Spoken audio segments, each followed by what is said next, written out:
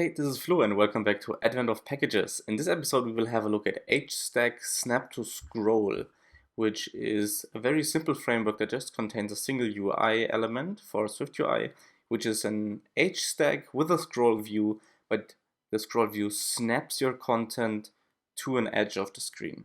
So there's no flowing for the scrolling, it actually snaps the content, as you can see in this video here on the GitHub page. This package is actually very useful in a lot of apps, and something similar to this is, for example, used in the App Store as the video showcases here. This package is from the SwiftUI library. I have also made a separate video just explaining what the SwiftUI library is, which is linked in the video description below. Okay.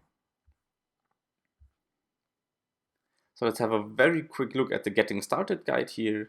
So first of all, we will have to import SnapToScroll, and then we can just use the HStack snap instead of our regular HStack. We also don't need a scroll view.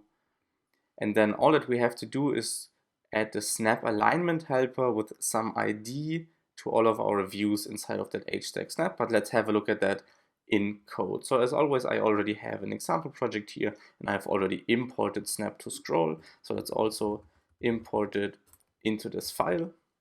And then in our content view, let's remove the text and let's just add an HStack snap with an alignment of leading. The CG float that we need to specify here is the padding to the leading edge. So let's just make this 8. Let's hit enter on the content, and then the trailing closure will expand. Let's make it very easy for this example and just create a for each of, let's say, 8 items with an ID of self, and let's actually grab the number here, and then let's just create a rounded rectangle with a corner radius of, let's say, 10. Let's give this a frame with a width of 100 with a height of 40. We don't need an alignment. Let's also fill this rounded rectangle with the color red. And now the important part is that we need to add the snap alignment helper to all of our views. So as the last modifier, we will just add snap alignment helper, where we need to have a hashable ID. So in our case, we can just use the number. Okay. Now let's already try this out in the simulator and see how it looks. Okay, so as you can see, the app launched and we have a bunch of rounded rectangles here on the screen, and we can just move them around, and as you can see, they will snap to the leading edge. And actually, to make it a bit easier for us to see what happens, let's add an overlay of text of our number with a format of number, and let's give this a foreground color of white.